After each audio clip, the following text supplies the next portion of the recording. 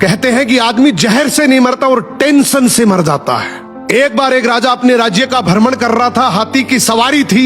हाथी ताकत के नशे में चूर था। हाथी ने ध्यान नहीं दिया और उसकी सूंड से एक मस्त मोला फकीर का कटोरा गिर गया। फकीर को बड़ा गुस्सा आया। उसने कहा, रुक मैं बताता हूँ, और हाथी का पूंछ पकड़ लिया। हाथी ने पूरी ताकत लगा दी पर हाथी एक कदम आगे नहीं बढ़ सका। राजा ने पीछे मुड़ के देखा तो फकीर के हाथ में हाथी का पूंछ था। राजा को बड़ा अचंभा हुआ कि एक फकीर में इतनी ताकत। राजा फकीर के पास गया और बोला, आपकी जगह फुटपाथ पे नहीं, आपकी जगह तो राज दरबार में होनी चाहिए। आप इतने ताकतवर हैं, आप हमारे साथ चलिए। आपको कुछ नहीं करना, केवल राज दरबार के राज मंदिर में एक दीपक जलाना है, सुबह 4 बजे उठना है और आरती करनी है। फकीर ने कहा, ठीक है, अच्छा खाने पीने को मिलेगा। थोड़े दिन बीते कि एक दूसरे राज्य का राजा से मिलने आया।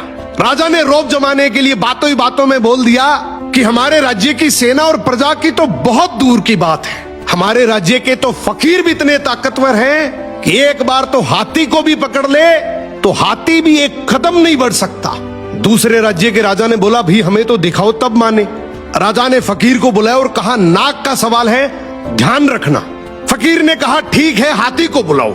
फकीर ने हाथी का पूंछ पकड़ा मगर इस बार पासा पलट चुका था। हाथी फकीर को घसीटते हुए ले गया। ये देखकर राजा को बड़ा अचंभा हुआ और फकीर से बोला कि जब तुम फुटपाथ पर रहते थे, रूखा सूखा खाते थे, तब भी तुम में इतनी ताकत थी। अब तो तुम राज दरबार में रहते हो, 56 प्रकार के भोजन करते हो, फिर ताकत कहाँ गई? फकीर जोर से हंसा और बोला, राजा जी, ताकत को टेंशन खा गई। पहले मेरे कोई टेंशन नहीं थी, कब उठना है, कब जागना है, कब सोना है। अब रात को सोता हूं तो टेंशन लेकर सोता हूं कि सुबह 4 बजे उठना है, दीपक जलाना है, आरती करनी है।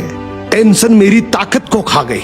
यही हालात आज के समय की है। हम सोते हैं तो हर दिन हजारों टेंशन लेकर सोते हैं जो हजारों बीमारियों को न्योता देती है, जबकि हमें पता है कि टेंशन करने से कुछ नहीं होगा। वही होगा जो भगवान को मंजूर है। फिर टेंशन करने का क्या फायदा? सो मेहनत पे भरोसा रखो, टेंशन करने से कोई फायदा नहीं है। टेंशन आदमी का शरीर दीमक की तरह खा जाती है।